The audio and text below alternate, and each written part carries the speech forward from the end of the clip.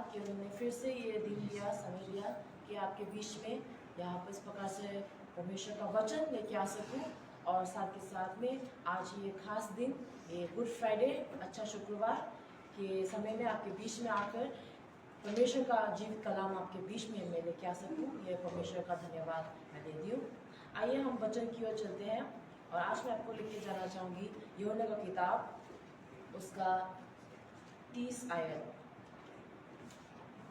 वैसे जब आपके पास घर में समय होगा तो आप यूहन्ना का किताब उसका 19 का 1 से 30 आप पढ़ सकते हैं। यूहन्ना उसका 19 अध्याय का 1 से 30, लेकिन आज मैं केवल 19 का 30 आयत पर आज मैं गौर करूँगी। परमेश्वर का वचन इस प्रकार से लिखा है, जब यीशु ने वो सिरका लिया तो कहा, पूरा हुआ, और सिर झुकाकर प्राण त्याग दिए। आमीन। ये आज का दिन परमेश्वर ने अपना जान क्रूस पर दिया, अपना जान परमेश्वर ने क्रूस पर बलिदान किया। और इसके याद में आज हम ये गुड फ्राइडे, ये अच्छा शुक्रवार हम लोग मना रहे हैं। और यहाँ से मैं मेरा शीर्षक भी आपके बीच में लेके आना चाहूँगी। गुड फ्राइडे को गुड मतलब कि अच्छा क्यों कहा जाता है? गुड फ्राइडे को गुड या अच्छा क्यों कहा जाता है? यदि हम देखें तो इस दिन यीशु मसीह उन्होंने वो सताए गए, उनको क्रूस पर मारा गया। हम जब देखें तो यूहन्ना उसका 18 अध्याय का 14 से 12, यहाँ पर जो महायाजक काइफा है और जो फरीसी लोग हैं, उन्होंने यीशु मसीह को हटवाने के लिए बहुत कोशिश किया। और अंतिम में जब हम देखते हैं तो यीशु मसीह को आखिरकार में उन्होंने अपने रास्ते से हटवा लिया। और पिलातुस जो रोम का सरकार था, रोम का जो बड़े पद, बड़े ओहदे में वो काम करते थे, उन्होंने भी यीशु को क्रूस पर चढ़ाने की आज्ञा दिया। यदि हम यूहन्ना उसका 19 का 16 में देखते हैं तो पिलातुस ने भी, जो रोम सरकार का एक बड़ा गवर्नर था, अफसर था, उन्होंने भी यीशु मसीह को क्रूस पर चढ़ाने का आज्ञा दिया था। यदि हम 19 का 1 में देखें तो 19 का 1 में भी इस प्रकार से लिखा है कि इस पर पिलातुस ने यीशु को कोड़े लगवाए, यीशु को कोड़े लगवाया गया। और 19 का 2 में भी जो सिपाही लोग थे, उन्होंने कांटों का मुकुट घूंटकर यीशु मसीह के सर पर रखा और उसे बैंजवी वस्त्र उसे पहनवाया। 19 का 6 में जब हम देखते हैं तो इस प्रकार से लिखा है कि जब प्रधान ने उनसे कहा, देखो, जब प्रधान याजकों और प्यादों ने उसे देखा तो चिल्लाकर कहा कि उसे क्रूस पर चढ़ा दो, उसे क्रूस पर चढ़ा दो करके यीशु को क्रूस पर चढ़ाने का उन्होंने चिल्लाकर इस प्रकार से कहा। और यदि हम यूहन्ना 19 का 15 का पहला भाग में देखें तो भीड़ ने भी चिल्ला कर उसे कहा कि उसको ले जा, उसको क्रूस पर उसको चढ़ा दो। और 19 का 16 में जो पिलातुस है, रोम सरकार का जो अफसर है, उसने भी यीशु मसीह को क्रूस पर मरने का उसको सिपाहियों को उसने आज्ञा दिया। और 19 का 23 में भी लिखा है कि यीशु मसीह के जो कपड़े हैं उसको 4 भाग में उसको फाड़ा गया। सिपाही लोग हैं उसको 4 भाग में, 4 हिस्सों में फाड़कर उन्होंने अपने बीच में परमेश्वर के कपड़ों को बांटा। इतना परमेश्वर यीशु मसीह ने सहा, दुख सहा, मुसीबत झेला, संघर्ष झेला। तो इन सब के बावजूद भी हम आज गुड फ्राइडे, अच्छा फ्राइडे क्यों मानते हैं?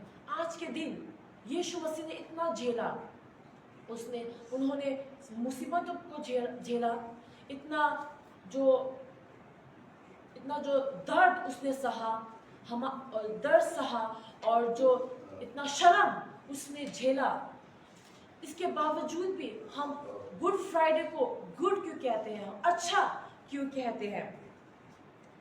यदि हम जानते हैं कि यीशु मसीह क्रूस पर चढ़ने से पहले उन्होंने केवल दुख ही नहीं सहा, केवल दर्द ही नहीं सहा, परंतु यदि हम लूका उसका 22 अध्याय का 44 आयत में देखते हैं तो उन्होंने इतना संघर्ष के साथ में, इतना दुख, इतना पीड़ा करके उन्होंने प्रार्थना किया कि उनका जो प्रार्थना के जो जब वो प्रार्थना कर रहे थे कि उनका जो पसीना जब बहा था, पसीना भी खून में बदल गया।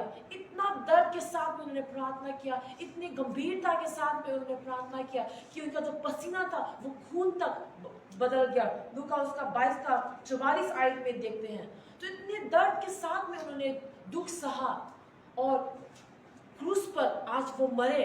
तो क्यों हम लोग गुड फ्राइडे कहते हैं, अच्छा फ्राइडे क्यों कहते हैं? क्यों दुख भरी फ्राइडे, उदास भरी शुक्रवार क्यों नहीं कहते हैं? जब हम देखते हैं तो बहुत साल पहले जो ये दिन था, इसको पहले गुड फ्राइडे नहीं कहा गया था, लेकिन इसको गॉड्स फ्राइडे, मतलब कि परमेश्वर का शुक्रवार इसको कहा गया था। लेकिन आज हम इसको गुड फ्राइडे कहते हैं। क्यों कहते हैं? क्योंकि आज का दिन है जो परमेश्वर ने, चाहे वो दुख उन्होंने क्यों ना सहा हो, चाहे संघर्ष से वो क्यों ना गुजरे हो, चाहे शर्म से उन्होंने क्यों ना वो गुजरे हो, लेकिन ये सब उन्होंने आपके लिए और मेरे लिए किया। आमेन। उन्होंने आज ये दुख सहा, किसके लिए? आपके लिए, मेरे लिए। उन्होंने आज ये शर्म अपने ऊपर, अपने सिर के ऊपर लिया। क्यों लिया? आपके लिए और मेरे लिए। तो जब वो गत्समने बगल में, जब गत्समने बगीचे में उन्होंने प्रार्थना किया, दुख भरी प्रार्थना के साथ जब प्रार्थना किया, जब वो पसीना उन्होंने बहाया, वो पसीना भी खून के समान, इतना दुख के साथ प्रार्थना किया। किसके लिए किया? आपके लिए और मेरे लिए किया, ताकि उनके मृत्यु से, ताकि जब वो क्रूस पर वो मरे गए, उनके मृत्यु से आज आप और मैं, हम लोग उद्धार पा सके। आज आप और मैं, हम लोग नया जीवन पा सके, एक जीने का एक मौका हमें मिल सके। इसलिए परमेश्वर के इस दुख से आज हम एक अच्छा जीवन बिता सके, आज एक अच्छा जीवन हम लोग जी सके। इस कारण से आज हम लोग इस दिन को, जो एक दुख भरी दिन है, इसको हम अच्छा दिन हम लोग मान रहे हैं, ताकि हम परमेश्वर की अच्छाईता को, जो परमेश्वर ने दुख सहा है आपके और मेरे लिए, इसको हम लोग याद कर सके, याद करके परमेश्वर का हम लोग धन्यवाद दे सके। यदि हम एक उदाहरण रूप से देखते हैं, जैसे कि हमारे रोज दिन में हम लोग रसोई में, किचन में हम लोग काम करते हैं। तो एक छोटा सा उदाहरण, जब हम बैंगन की सब्जी बनाते हैं, तो बैंगन की सब्जी को बनाने के लिए सबसे पहले हमें उसको जलाना पड़ता है, उसमें थोड़ा मसाला हमें डालना पड़ता है। यदि हम उसको अच्छे प्रकार से नहीं पकाएंगे तो उसका स्वाद नहीं आएगा। लेकिन जब हम उसको अच्छी तरह से हम लोग जलाते हैं, उसमें हम लोग मसाला डालते हैं, नमक डालते हैं, तभी उसमें स्वाद आएगा, तभी हम उसका स्वाद हम लोग चख पाएंगे। उसी प्रकार से यदि यीशु मसीह आपके और मेरे लिए वो ना मरते, तो हम उनकी जो दुख उन्होंने सहा, उसको हम लोग नहीं जान पाते। यदि आज यीशु मसीह आपके और मेरे लिए ना मरते, तो आज हम इस संसार में चाहे क्यों ना जी रहे हो, लेकिन हमें उस जीवन को, जो नया जीवन, जो अच्छा जीवन उन्होंने हमें दिया है, उसको हम लोग चख नहीं पाते। जो उद्धार उन्होंने हमारे लिए रखा था, हम उसको चख नहीं पाते। आज भी हम अंधकार में हो पाते थे, चाहे हमने माफी क्यों ना मांगो, कितने बार हमने माफी क्यों ना मांगा हो, लेकिन हमें ये जीवन प्राप्त नहीं हो पाता। हमें ये जो अच्छा जीवन, उद्धार जो उन्होंने हमें दिया है, हमें इसको चखने का हमें मौका नहीं मिलता, अगर यीशु मसीह आपके और मेरे लिए वो ना मरते। परंतु क्योंकि उन्होंने हमारे लिए मरा, जो शर्म था उसको उन्होंने झेला, जो पसीना, जो खून के समान बहा, उन्होंने इसका अनुभव लिया, जो मारे पीटे गए, सिपाहियों के द्वारा जो कूटे गए, जो शर्म उन्होंने झेला, जो उनको क्रूस पर उनको चढ़ाया गया, इन सब चीज़ों को उन्होंने झेला, मुसीबतों को उन्होंने झेला, और जो संघर्ष है उसको उन्होंने सहा। इसके कारण, इन सभी के कारण आज हम जीवन को, इस नया जीवन को हम लोग चख पा रहे हैं। आज हम इस उद्धार को, जो मुक्ति हमें आज मिला है, इसको हम लोग चख पा रहे हैं, हम लोग आज उसको जान पा रहे हैं, क्योंकि यीशु मसीह उन्होंने इन सभी मुसीबतों को, सभी परेशानियों को हमारे लिए झेला।